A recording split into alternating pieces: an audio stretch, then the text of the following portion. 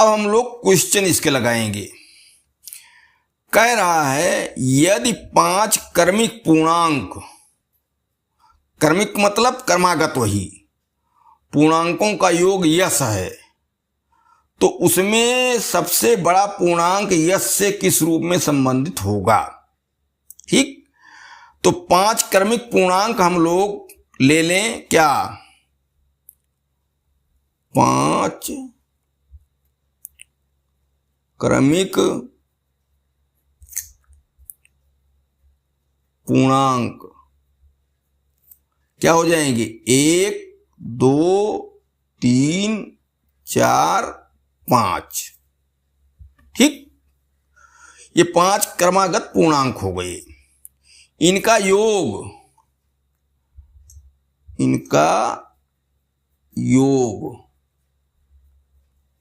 यश बराबर, जोड़ो कुल कितना होगा, 1 2 3 3 6 4 10 5 15।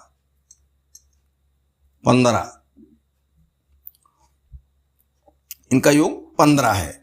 तो सबसे बड़ा पूर्णांक यश किस रूप में संबंधित होगा, तो सबसे बड़ा पूर्णांक इस योग 15 से किस रूप में संबंधित होगा। कहने का मतलब कि सबसे बड़ा पूर्णांक जो इसमें 5 है वो हमको कैसे मिलेगा, हमको वो कैसे मिल जाएगा, कि कैसे लिख दें। तमाम ABCD ये लिखे हैं।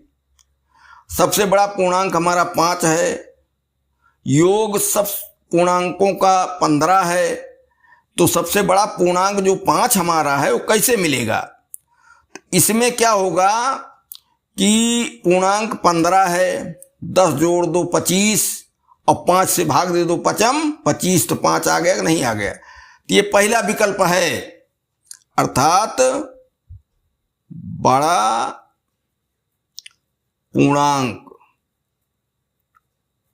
बराबर क्या हुआ, यश धन 10/5। चेक कर लो, यश का मान है 15, धन 10/5, 15 10 25/5 बराबर 5। इसलिए सबसे बड़ा पूर्णांक बराबर 5, जो सही है। अरे भाई, इनके फार्मूले पर हमने रखा, हमको 5 मिला, हमारा क्या है, सबसे बड़ा पूर्णांक 5 है ये, तो ऑप्शन नंबर ए सही है। कहता है श्रेणी 1 धन 2 धन 3, तो क्या क्रमगत संख्याएं हैं, प्राकृतिक संख्या मान सकते हो, कि कितने पदों का योगफल 5050 होगा। कहने का मतलब कि 1 धन 2 धन 3 धन 4 धन 5, 1 धन 2 धन 3 ये दिए हैं, धन 4 धन 5, आगे कहाँ तक जाएं कि सब पदों का योगफल 5050 हो जाए। ठीक, तो एक फार्मूला है कि पदों की संख्या अगर n है, जिसे यहां 5 तक लिया जाए, 1 2 3 4 5, तो पदों की संख्या क्या है यहां 5। ठीक, तो ये पदों की संख्या है। तो सूत्र है कि n इंटू n+1 बटे 2 बराबर योग फल। एक सूत्र भाई ये जान लो, और इसको इसमें भी हम दिखा देते हैं। यही लागू करो, योग फल इनका कितना आया है, 3 3 6 4 10 5 15, मान लो 15 योग फल आया है। तो सूत्र कैसे बनेगा, n+1, तो यहां 5 पद हैं, 5 1 6, और n का मान फिर 5 है, 6 पंचे 30, और 2 से भाग दे दिया, आ गया 15। ठीक, तो हम इस तरीके से सूत्र भूल रहे हो तो बना भी सकते हैं। 5 तक लिखो, अयोग इनका 15 है, तो अपने आप तुम्हें धीरे धीरे झलकने लगेगा सूत्र, n(n1 प्लस बटे 2 बराबर योगफल। अब रह गई बात यहां, तो यहां n जो है हमको पता नहीं है, ठीक, n हमको पता नहीं, n कि कितने पदों का योगफल, यही पूछ ही रहा है। तो n ब्रैकेट में n प्लस 1 बटे 2 बराबर 5050। और अब ये सरलीकरण करो, इधर कुछ 2 उधर ले जाओ और n का इसमें गुणा कर दो, ठीक, क्या हुआ, n स्क्वायर प्लस n, अरे n जाएगा अंदर में, n स्क्वायर प्लस n, और ये 5050 हुआ, तो 5 5 10,000, और ये 50 दूना 100, तो 10,100 हुआ, ठीक।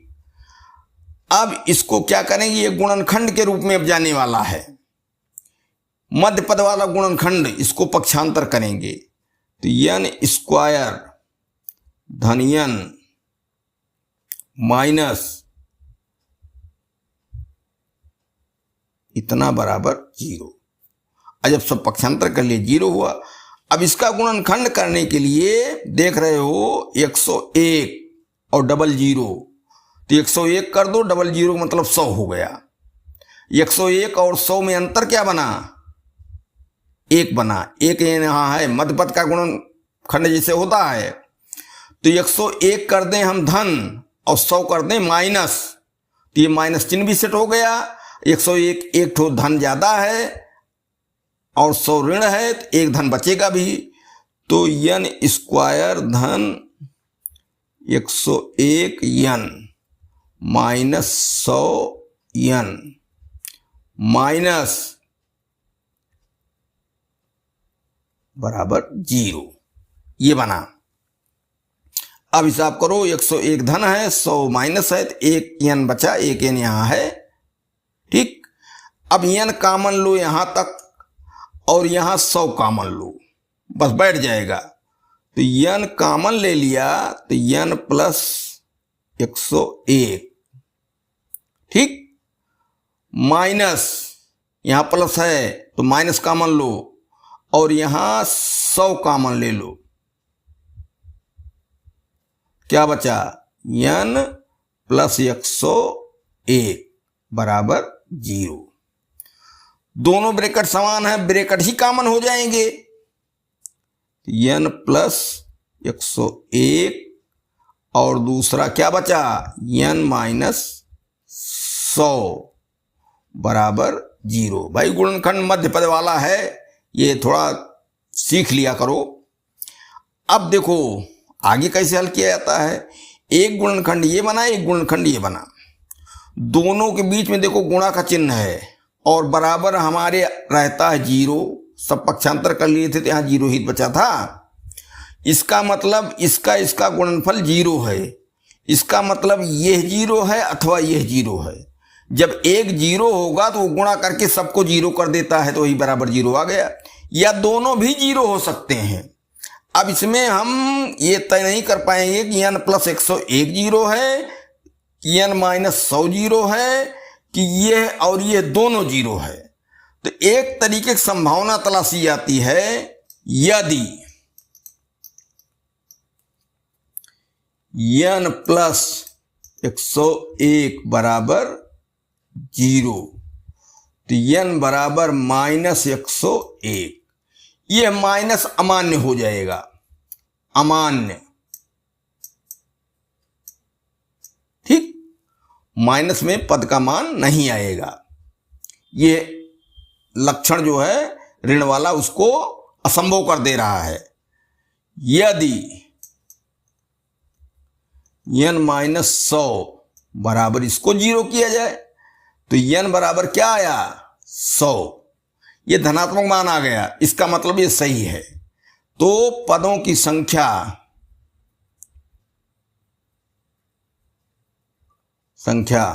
बराबर 100।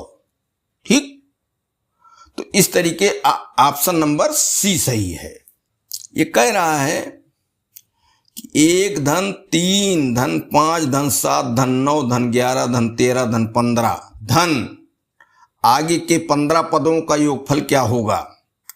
एक तो हम ऐसे लिख के कर सकते हैं, 1 धन 3 धन 5 विषम संख्याएं हैं, 1 2 3 4 5 6 7 8 संख्याएं हो गई, और 15 करना है, 7 और लिखना है, तो चाहे लिख के, लेकिन लिखने में वो लगेगी देर, और कोई जरूरी नहीं है कि ऐसे ही दे वो, कहीं बीच से दे सकता है, और 15 पद के बजाय 65 पद दे सकता है भाई, 60 पद दे सकता है।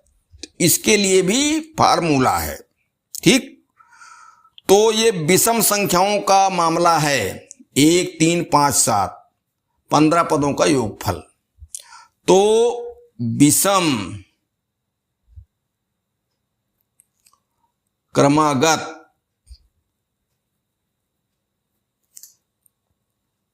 संख्याओं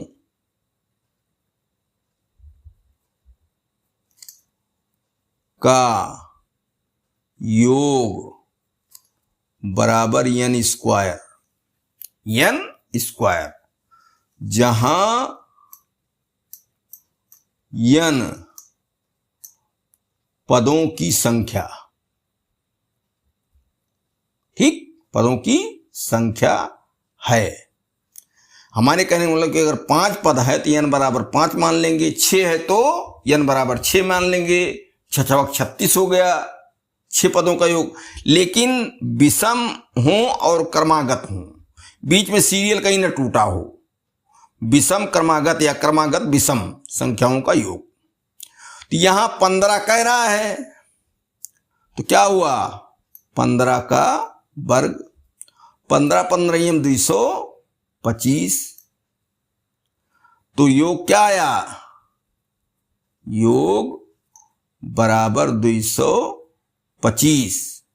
ये ऑप्शन नंबर सी सही है। ठीक, अब चाहो तो सूत्र इसमें बना भी सकते हो, यहीं केवल 4 ले लो, तो इनका योग क्या है, 3 1 4 5 4 9 7 16, और 4 पद हैं, 4 चौक 16, यानी स्क्वायर किया गया है, 4 का वर्ग हुआ 4 चौक 16। तो ऐसे भूलते सूत्रों में कुछ बना सकते हो। यहीं हम जो है सम क्रमागत के बारे में देख लें। चलो कुछ काम बढ़ाओ, सम क्रमागत संख्याओं का योग। ठीक, तो 2 4 6 8 4 पद लिए हैं, तो जोड़ो 4 2 6 6 12 8 20। ठीक, 8 6 14 4 18 2 20। अब 20 कैसे आएगा, पदों की संख्या 4 है, तो 20 आने के लिए क्या होगा, इसके लिए सूत्र बनाया जाए, कोई सूत्र होगा जरूर। तो n स्क्वायर प्लस 4, तो 4 चौक 16 4 20, आगे और बढ़ाओ 10, कितना हुआ 5 हुआ, और योग कितना हुआ 30, तो 5 25 प्लस 5 हुआ, यहां 4 था यहां 5 हुआ। देखो कोई बहुत सीधा सूत्र नहीं बन पा रहा है, बहुत सीधा सूत्र नहीं, क्योंकि 4 लिए 4 चौक 16 किए तो 4 जोड़े, और 5 लिए तो 5 का वर्ग किए 5 जोड़े। अब यहां और एक ठो बढ़ाओ, तो क्या हुआ, यहां तक हुआ था कितना 30 और 12 42, तो 6 पद हो गए, 6 छक 36 और 6 42। तो जितने पदों की संख्या हो रही है उतने जुड़ रहा है। तो योग क्या हुआ, सूत्र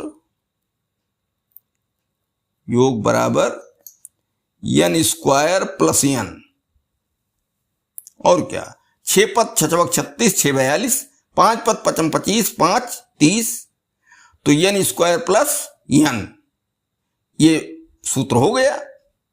अब यहां कितना है, 1 2 3 4 5 6 पद हैं, तो 6 का वर्ग धन 6 छछवक 36 धन 6 बराबर 42, और जोड़ा जाए 42 होगा। 12 10 22, 8 30, 6 36, 4 40, 2 42। तो इस तरीके से एक सूत्र बन गया। इसमें n स्क्वायर केवल है विषम वाले में, और सम वाले में n स्क्वायर प्लस n है, ठीक, बराबर योग। इसमें मध्यपद का गुणनखंड भी बन जाएगा। अब बराबर कुछ लिखेंगे, कितना है, तो n का मान बताओ, n स्क्वायर प्लस n बराबर इतना, तो मध्यपद का गुणनखंड का मामला आ सकता है।